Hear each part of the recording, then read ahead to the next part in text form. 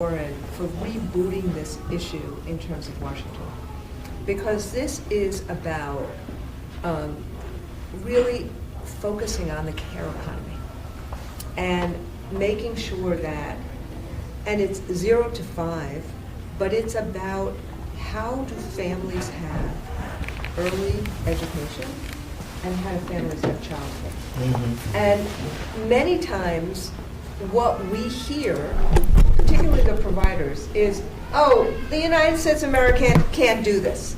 Well, why can other Western democracies do it and the United States can't do it? It's a matter of prioritization. Yeah. Rich folk have it because they have the money to do this. But when childcare costs, and this is before you start talking about basically poverty wages, when childcare costs 20% of somebody's income, how are they going to do this? And it can't simply be thinking about pre-K or 3K as childcare, because that has its own requirements to it. So I was struck by the Washington Post this week basically saying that one of the things that has happened is that there are 10% fewer workers today in childcare than there were pre-pandemic. Mm-hmm. And that's because of the lack of support. This really requires governmental support because we have to level up the playing field. You saw what's going on in the other room. It costs more to help little kids.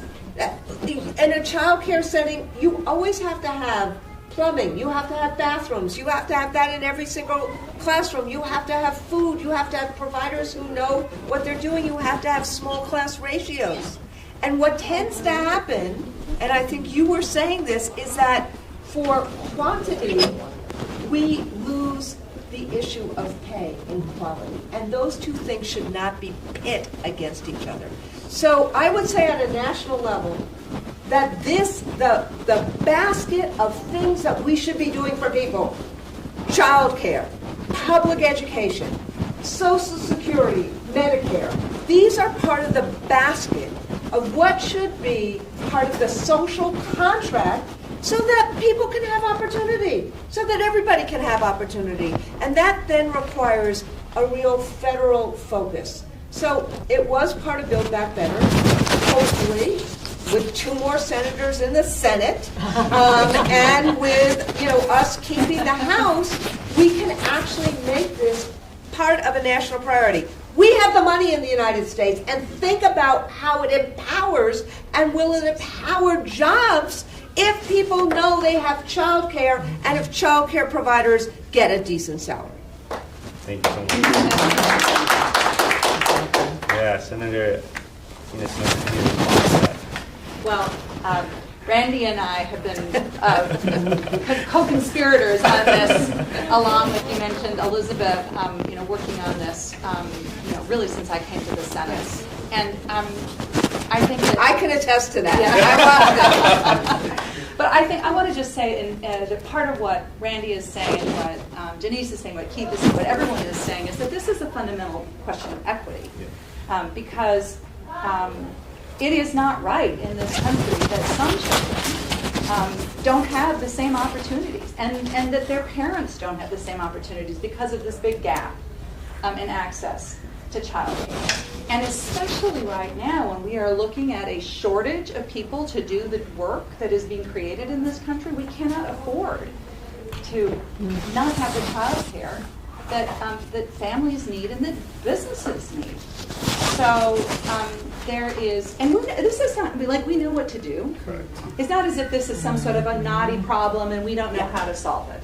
We know how to solve it. We just have to marshal the will to do it, which is what I'm going to be continuing to work as hard as I can on. Yeah. Please give a hand to Martina. Yeah, I wanted to say, our federal partners are focused on what they should be doing, but a huge chunk of education is from the state too. That's right. It absolutely is. And it's got to be something that we're all doing together. It's got to be a partnership between federal, state, counties, cities, local communities, parents, of course. And it's important to bear that in mind. we can't only rely on our federal partners who are clear. We've also got to look at some of the investments that we have seen. And, you know, I'm glad that we have an education governor and lieutenant governor. I'm glad that they have put money in and improved child care funding. You know, you can bet that at the AG's office, we're putting money into making sure that workers are paid equitably, that we recognize that it is a matter of civil rights and fairness, because so many of the workers are women.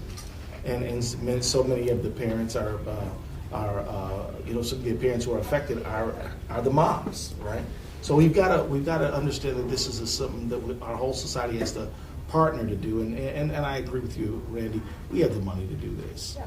You know, we've got to simply make some changes in how we structure our economy to make sure that kids are a priority, and parents are a priority, and therefore teachers are a priority.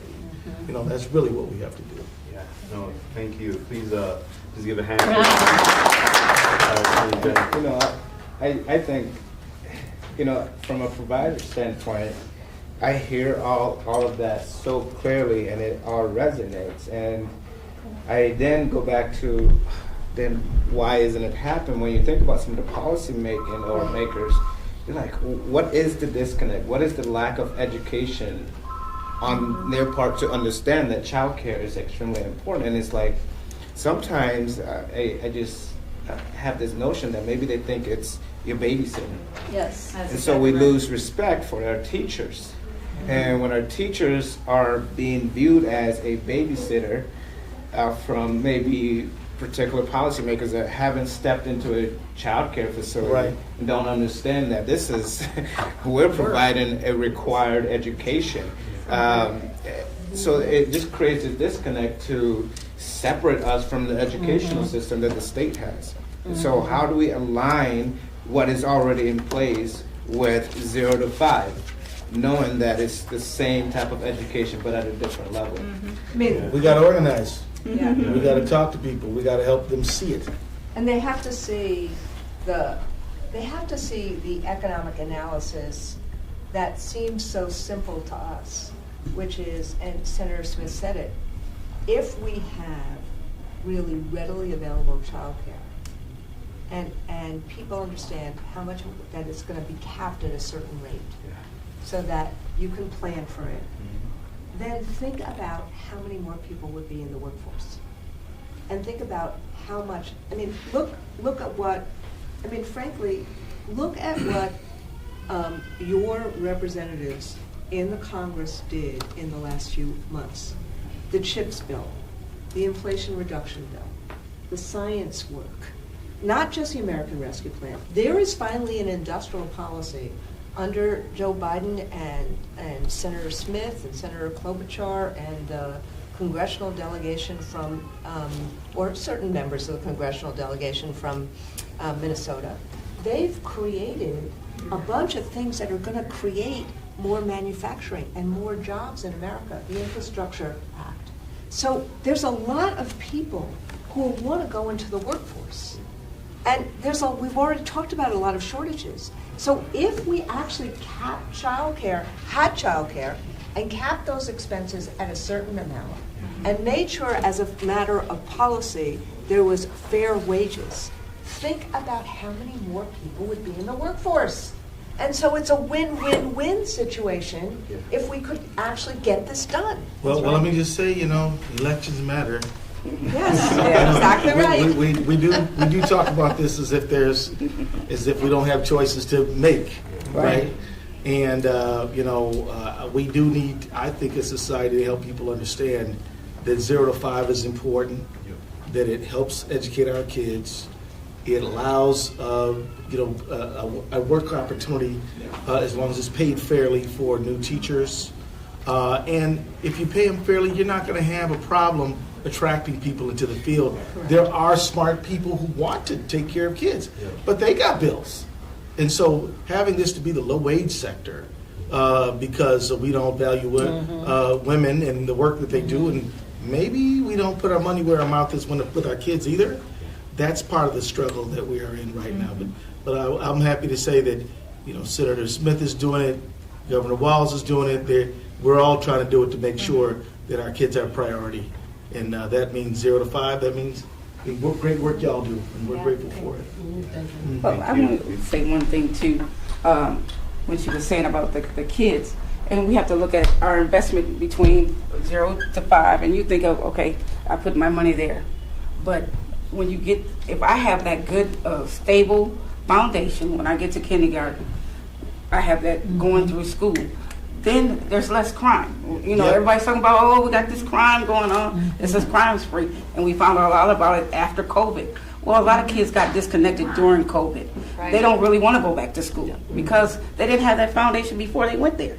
You know, so then the disconnect of being at home, and then, you know, and us as child workers still having to work through COVID, and, you know, so parents could still go to work and still not make that, you know, that change.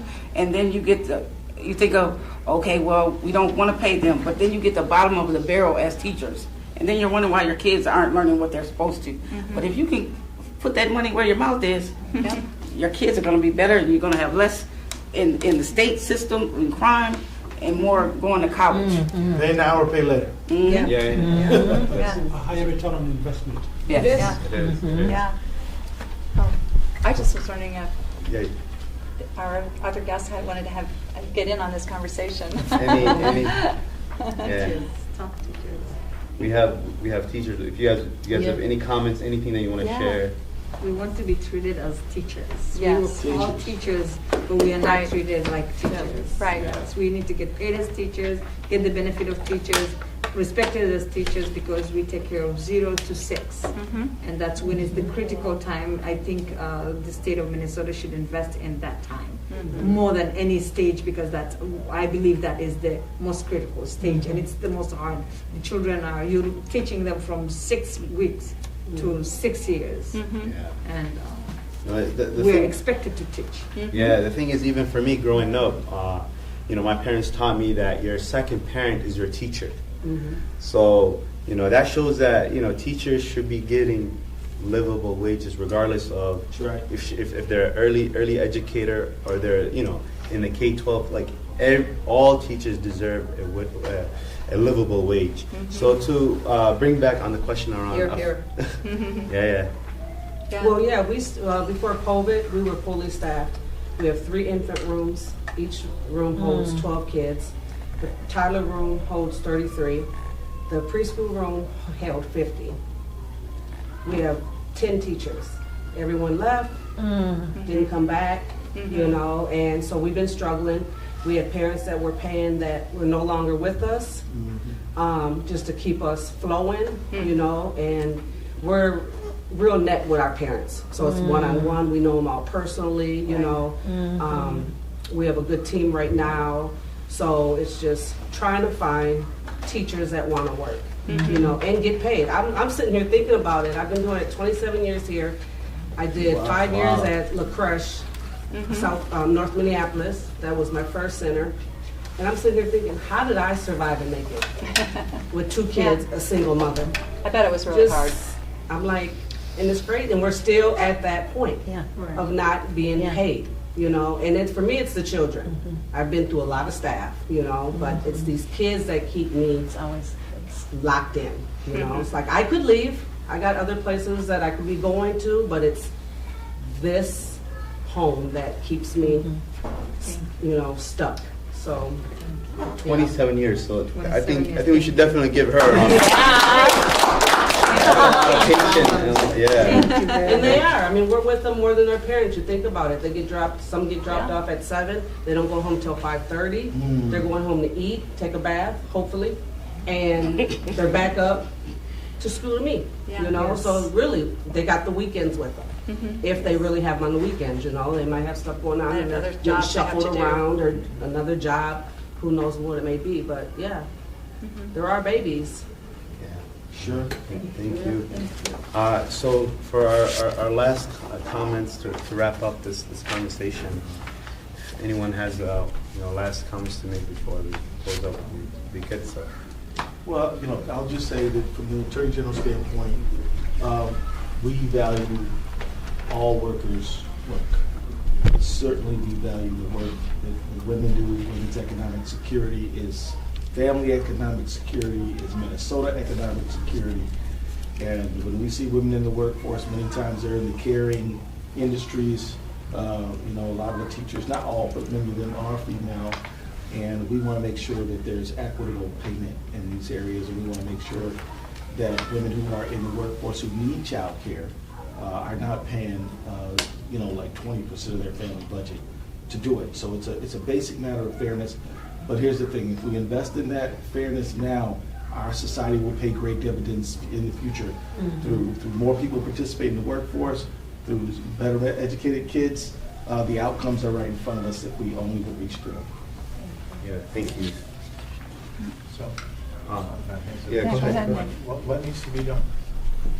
Well, you know, we need to, like I said, we need to have people in elective office who prioritize childcare, who prioritize education, teachers, who prioritize the work that all people do, whether they're male or female.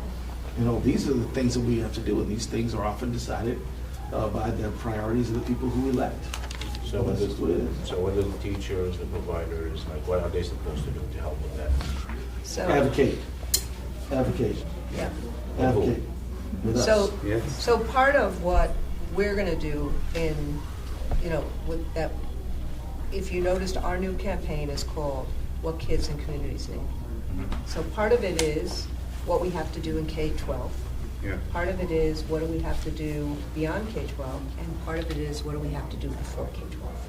And what we haven't done enough of, you're going to hear us do more and more and more, as Senator Smith knows and Senator Warren knows, is that we, as an education union, as a healthcare union, have to advocate for child care for everyone. So that is part and parcel of what we are starting to do. Right. Advocate, just like we're advocating for affordable housing, advocate for child care for everyone, not just for our members, but for everyone. And that's part of the reason why we're part of the work of the care economy. So it's not just our members that need a raise, it is all child care. We have to fund child care differently. Child care workers, this I didn't say before, according to BLS data, child care workers are paid 59 cents less than dog walkers. So part of this is who we are as a labor movement advocating for this, advocating for it so that it's paid for by taxpayer governmental funds on a state level and on a national level. Because frankly, the parents who pay for this child care center, they can't pay for it to make sure that you have a livable salary. So we're basically organizing it in the wrong way. The centers, we have to make sure, just like with Social Security, just like with Medicare, we have to make sure that this gets paid for at an affordable rate, because if we don't, we have all of the consequences that everybody's talked about before. Yeah. So I believe everyone at the table agrees with what you said. How can people advocate with you? How can they reach out to you? Yeah. So let me just say, talking to people, if I can be very candid, we have an election in 19 days. Mm-hmm. I'm hoping that all of you will say, are you for 0 to 5 education? Are you for the teachers there? Are you for the providers? Are you here to support? This is critical for our workforce, for our children, for our educational system. And it's important to have that government support so that we can make sure the teachers are treated fairly. And we also need paid medical leave and paid, in paid time so that, for parents, and we need supported child care so that a family budget doesn't get exploded about child care. These are the things we need you to get out there and advocate. Yeah, and before I pass it to Senator Tina, I think Nick, I think what it really is going to take is all of us to get the word out. Yeah. Make sure that everybody knows about this issue and how severe it is, because it's going to take the right people to address this. And we got to put the right people in that space. So I want to give Senator Tina your last reflections on this conversation. Thank you so much, Khalid, and thanks everyone for being here. And I just want everyone to just be glad that we have an Attorney General who understands that issues of child care and the dignity of work is something that the Attorney General should care about. Yes. And let's just be really clear. I mean, Keith's opponent does not feel that way. Yes. Keith's opponent is out there raising fear rather than trying to solve some problems, which is what Keith does. And you can see that in the Women's Economic Security Task Force report that he did. You can see it in how he stands up against wage theft wherever he sees it. You can see it in all of the work that he does. And that is what we need in order to be able to make the kind of change that we have to have. Now, in Minnesota, Denise knows we have the resources to help provide the kind of child care that we need. And in Washington, we were 2 votes short. Yeah. Or we would right now be figuring out how to implement a national child care strategy that means that nobody pays more than 7% of their income for child care, which would be revolutionary. Yeah. So that's what we all have to keep working on and organizing and fighting for. Yeah, well, Awesome. Thank you.